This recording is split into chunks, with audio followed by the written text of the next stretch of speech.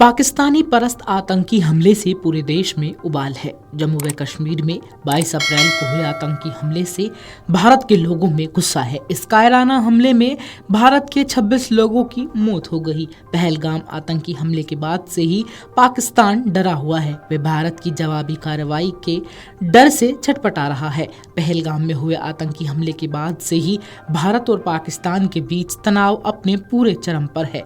हमले के बाद से ही भारत ने पाकिस्तान को जहां वैश्विक स्तर पर अलग थलग करने में कोई कसर बाकी नहीं रखी, वहीं रणनीतिक और कूटनीतिक स्तर पर भी उसे कई झटके दिए हैं।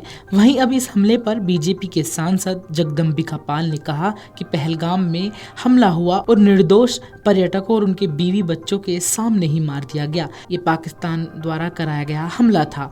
उन्हें पीड़ित परिवारों और देश के आंसुओं की कीमत चुकानी पड़ेगी। प्रधानमंत्री ने खुद कहा है कि आतंकवादियों और उनके आकाओं को ऐसी सजा दी जाएगी जिससे वे कल्पना भी नहीं कर पाएंगे। सुनिए जगदम्बिका पाल ने क्या कुछ कहा।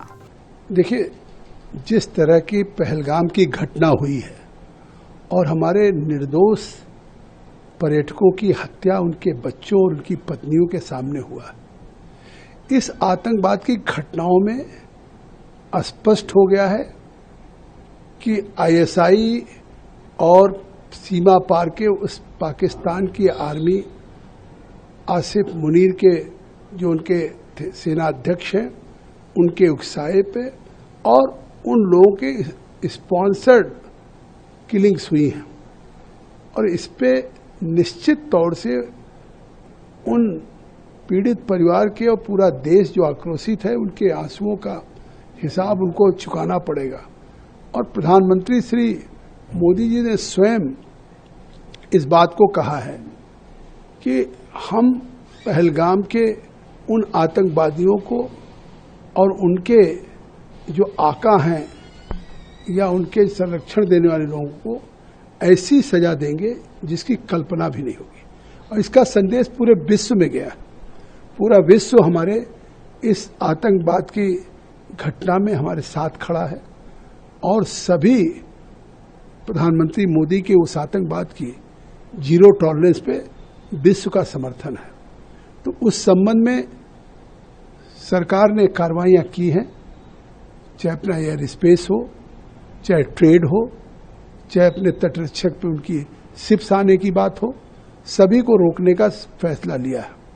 देखिए, जिस तरह की पहलगाम की घटना हुई है और हमारे निर्दोष पर्यटकों की हत्या उनके बच्चों और उनकी पत्नियों के सामने हुआ, इस आतंकवाद की घटनाओं में स्पष्ट हो गया है कि आईएसआई और सीमा पार के उस पाकिस्तान की आर्मी आसिफ मुनीर के जो उनके सेना अध्यक्ष हैं उनके उकसाए पे और उन लोगों के स्पॉन्सर्ड किलिंग्स हुई हैं और इस पे निश्चित तौर से उन पीड़ित परिवार के और पूरा देश जो आक्रोशित है उनके आंसुओं का हिसाब उनको चुकाना पड़ेगा।